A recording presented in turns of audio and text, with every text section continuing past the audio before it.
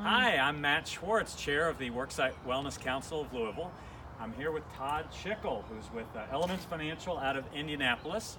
And we just finished up a great session here at our annual 2018 annual conference and awards ceremony. So we're going to talk a little bit about what you shared with us, which had to do with financial wellness. Absolutely. So, Todd, the first thing you were kind of talking about is the fact that there are stories out there, with people. Yes. And, you shared some extent, but give me a quick story of why is this something that we should be thinking about? Sure, absolutely. I think what you'll find in the worksite is that employees many times don't have the resources they need for their personal financial matters. So if we can bring some information to them, including some basic exercises, they may identify ways that they can improve their personal financial lives. So we have a opportunity for people to do a spending journal. So if they can't figure out where their gaps are in their budget, you just write down everything you spend. And many times that will reveal something that is exposing you to spending money in a way, in a behavior that isn't productive for your budget. So one good story is we had a member of the credit union who was spending $12 to $15 a day at Starbucks. Once they realized that through the spending journal, we talked to them about ways that they could change those spending habits, which included buying coffee at the store on Sunday and making it each morning and having breakfast at home.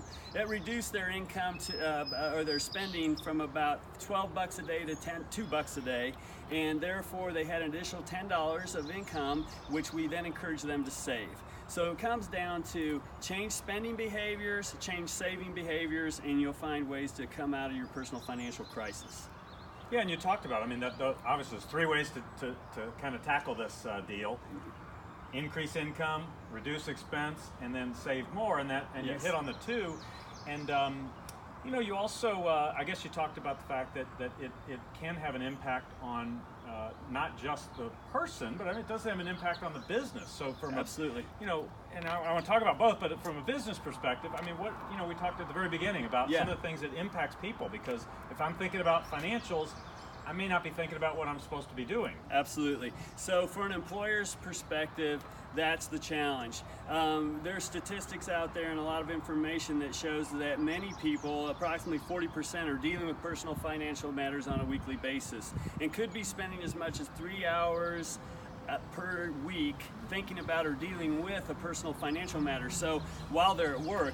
So what this creates is presenteeism. The concept that physically they're there, but mentally they're distracted and thinking about something else. The furnace went out this morning. My daughter just got accepted to my alumni. We're proud of her. We want to send her there, but man, how are we going to pay for it?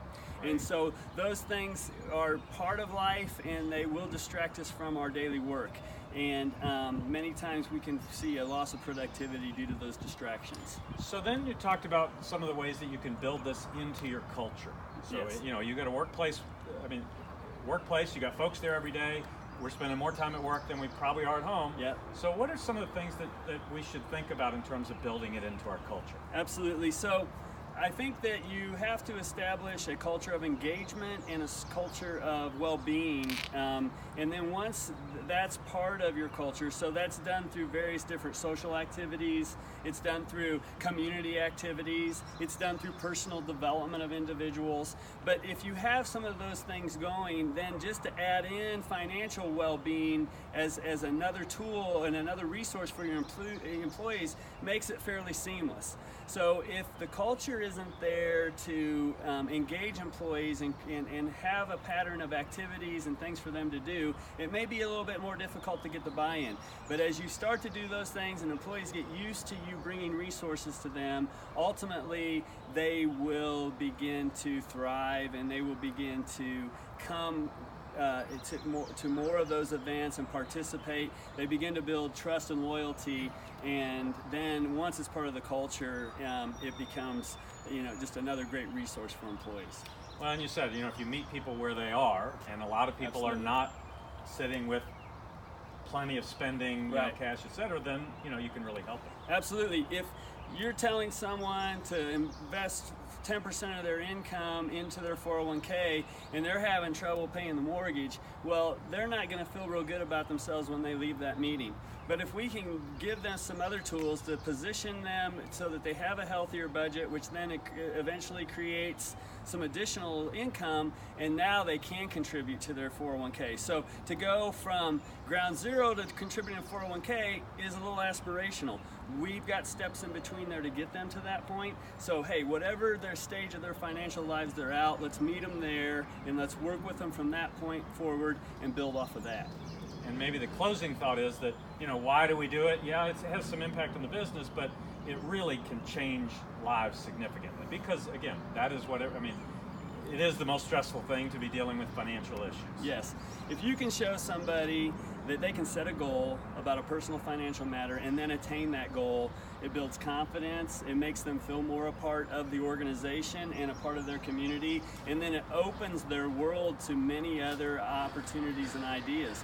And we all know it builds momentum. Once we prove we can do something, then we want to do something else. And so getting them going, getting the momentum started, and giving them the opportunity to do this will then, again, create more opportunities for them in the future. Well, Todd, we appreciate you spending time with us and sharing your expertise. My pleasure, Matt. And we'll see you at next year's conference.